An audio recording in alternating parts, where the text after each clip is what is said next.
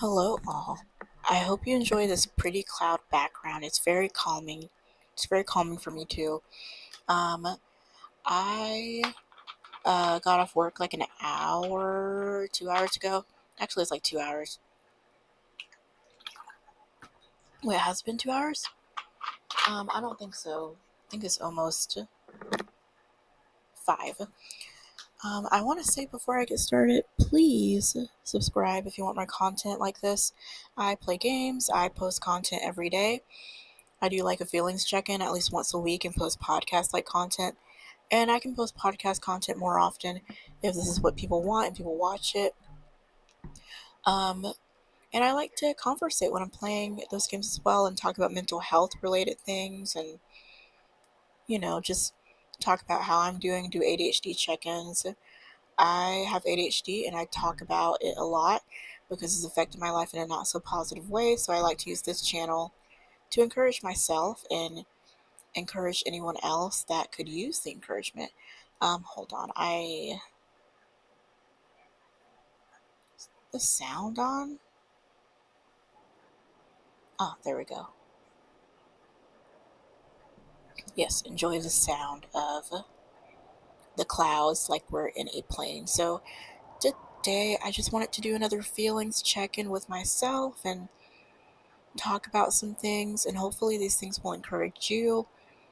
Um, just a little background about myself. I've been through hard things in the past regarding my ADHD, like trigger warning, thoughts of not wanting to be here, self-harm, thoughts of self-harm, and actual self-harm. So I want to do these feelings check-ins to talk things out and see how I'm doing because I'm not dealing with those things anymore, and I'm so grateful and blessed that I'm not. But at the same time, I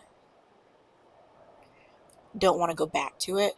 I take medicines now that have helped me stabilize my mood and things, and there are things I still want to improve, which is, why I do these ADHD check-ins. Like, I guess we can start the check-in now. Like, I always talk about my room. I always talk about my finances and exercise. So those are my goals. I want to exercise every day, if not every other day. I want to, not eat out because I have a bad relationship with food. Eat in, not eat out. Resist the temptation to eat out. Um, and keep my room clean. So my room's more of a project and instead of just something you clean and do one and done. So like what I'm trying to do is my goal is just keeping the trash off the floor, which checking right now is not as bad as it was before, but there is trash on the floor and I do need to pick that up. So that's a goal that I have. Um, it's the last week of school for me too for this semester, so I'm so happy about that. I'm going to use that to focus on getting things together and life together and things. And um, me and a friend are reading this book called, well, we're going to start reading it. Let me stop lying. Uh, Let me drink my water too. This medicine gives me bad dry mouth. I'm sorry.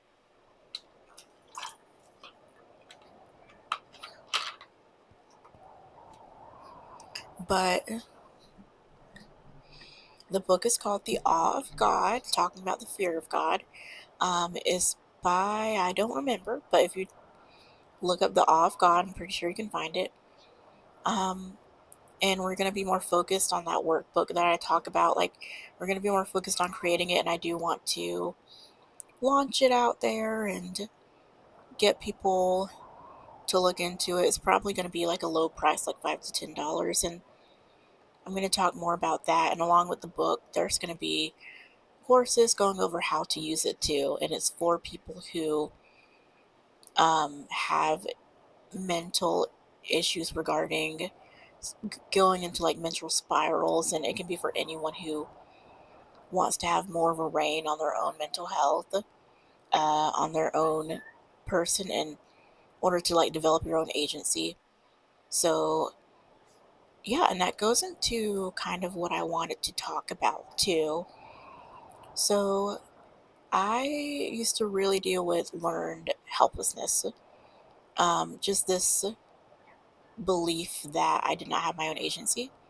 Um, I was really big on an external locus of control, meaning that I thought my outside circumstances controlled me as a person and who I was and, everything, and it just made life miserable. I became a Christian at like 18, and maybe that added to my external locus of control, but I really believe the Lord was trying to show me that this is not the way He wants me to think, because I had Christians instilling in, like, other believers instilling in me, like, you know, other Christians going like, you know, you have the ability to do this. You can do this, because I even had a, quick story. Before I went on FMLA that one time, and FMLA is like Family Leave Assistance. Wait, Family Leave Act. So if you don't know about it, you can use it for yourself too. It's like you're able to take time off of work if you've been there for a certain amount of time without, getting fired. And you may or may not be paid. It really depends on what your job does. But um, before I used that, I went into a spiral. Like, I texted my roommate, who's also my friend. I was like, I hate my life. I can't do this. This is too much. And she texted me and she said, you have the ability to stay on top of your mental health. Like, you have the capacity to. And she was right. Like, and to this day, I think about that, because that was really important to, like, what I want to do now. Like, really help instill in people, hey, like, and my clients are like this too. It's like just this feeling of, hey, you want to give up, but you have the ability to actually take the steps to get better. And that's what I want to tell people. And I believe my qualifications are suited for this because of, where I've worked for years, for some years. And like, it's been like 2 or 3 years. I've worked where I work now, but I've been in case management for close to like 5, 6 years. And in mental health in general, I've been in for like 8 years, I think. What, how old am I? 30? So yeah, about 7, 8 years. But through those things, I've seen just how powerful and influential our thoughts are, and how powerful our own mind is, how it can influence what we do and what choices that we make. I've seen clients who were very engaged in their treatment, were very engaged in med management. Med management is like, appointments you go to uh, take your medications, keep them refilled, change them, adjust them if need be. Um, so there's that. And then we have therapy and other things as well, like employment assistance and MAT, which is medication assisted treatment for like substance abuse. The clients I've had who were the most engaged in these things were doing the best. Generally, they were doing the best. They had the least amount of crisis issues, the least amount of problems. And it really showed me, like, it's more of an evidence-based practice. And evidence-based just means that it's based on research and testing and retesting and that kind of thing. Um, and I'm trying to make it to where everyone can understand it, but that's what I mean. Like, with me, it's really easy, and sometimes it feels kind of warm to cling on to learned helplessness. Like when you're in a depression, or when you feel lonely, or when you want make the resolve in your brain, when you want to say like, oh, I was right, no one cares about me, which is not a true statement. Like, remember, and I want people to remember CBT, cognitive behavioral therapy. Feelings, thoughts lead to feelings, which lead to behaviors.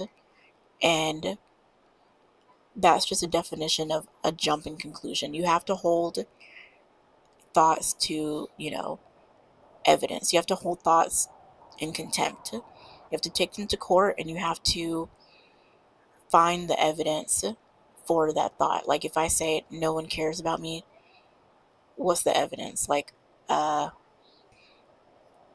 like what did these people do to make me think they didn't care about me? Like were there times where a person did show they cared about me, or you know, is have you met everyone in the world to be able to make the determination no one cares about you? Things like that. So that's what I wanted to talk about, and I am at a point where like I really believe that I, you know, am supposed to be working here because it really taught me how more about human nature, more about how we can be, how we can make our own issues, how we can be more egocentric than we think that we are. And I think those things, like, I think these things are very important to learn and to know. And I did have a spell of learned help, like, of that, like that feeling of external locus of control a couple weeks ago. Like, and it wasn't very fun. I, I spiraled because I was like, I'm never going to change. Um, I'm never going to be on top of things. I keep ruining everything. And those things aren't true. They're not, it's not true that I can't change. I still believe that I can change. But I had a moment of like, weakness and thinking, oh, I can't change. Nothing's going to get better. And I just, I don't believe that because I've been doing my exercises for 3 days and doing something's better than doing nothing. And I, didn't get DoorDash yesterday and I can keep on with that. And I relapse, like, I call it relapse, but I backslide and go in the other direction sometimes. But I know I can, like, get better and get out of that. And it shouldn't be, no, sorry. It should not be, like, something that's impossible, and it's not impossible. Hmm. And and yeah, it's I really think this is an important topic because just seeing people fall into it, like fall into this hole that they can't get out of, because I've been in that place many times where it was to the point where like I just I didn't believe I had my own agency, and like I felt like I didn't exist. Like I thought I could disappear anytime, and that's how bad it was.